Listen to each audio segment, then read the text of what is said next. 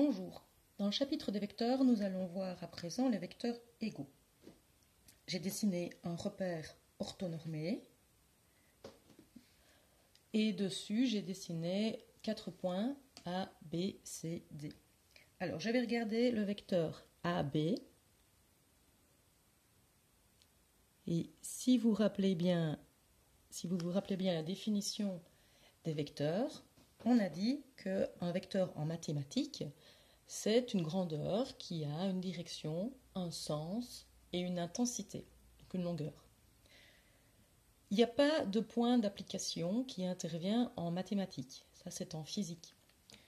Ce qui fait que ce vecteur, je peux le prendre, je peux le déplacer où je veux, ce sera le même vecteur, ce sera un autre représentant mais du même vecteur. Donc je pourrais prendre AB et je pourrais le déplacer et le mettre ici en CD.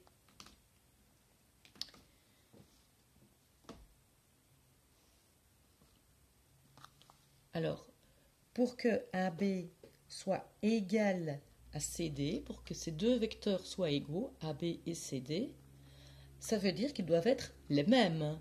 Simplement, ils n'ont pas le même point d'application. Donc, ce qui veut dire qu'ils doivent avoir la même direction. Bon, l'inclinaison m'a l'air correcte, hein, c'est la même inclinaison. Ils doivent avoir la même longueur ou la même intensité. Donc si je mesure, je vois qu'ici j'ai 4 cm et j'ai 4 cm, c'est bien la même longueur. Et ils doivent avoir le même sens. Alors ils vont tous les deux vers le bas. On peut donc dire que AB est égal à CD. Pour la direction, j'ai dit qu'ils avaient la même direction. Le mieux, évidemment, est de vérifier qu'ils sont bien parallèles, puisque nous avons dit que s'ils avaient la même direction, ça veut dire qu'ils ont incliné de la même façon. Si on regarde maintenant les composantes. La composante de AB, donc rappelle que les composantes, c'est la première composante, c'est le déplacement horizontal, la deuxième composante, c'est le déplacement vertical. Donc, la composante de AB, je me déplace de une unité horizontalement dans le même sens que X, et je me déplace de 1, 2, 3, 4 unités verticalement dans le sens opposé à Y. Si je regarde CD, je vais voir que je vais me déplacer de une unité dans le même sens que X, horizontalement, et verticalement de 4 unités dans le sens opposé à Y. Donc, quand des vecteurs sont égaux, leurs composantes sont égales. Encore une petite propriété qui peut être intéressante avec des vecteurs égaux.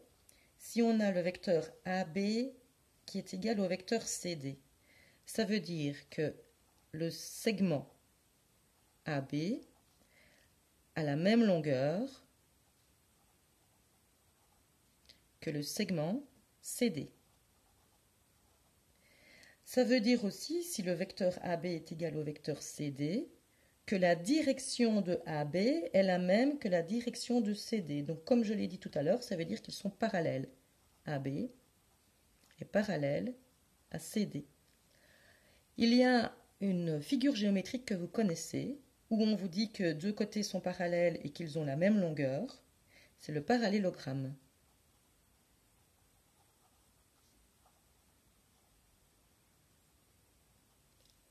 Et alors, le parallélogramme ici, il faut faire attention à l'ordre des lettres.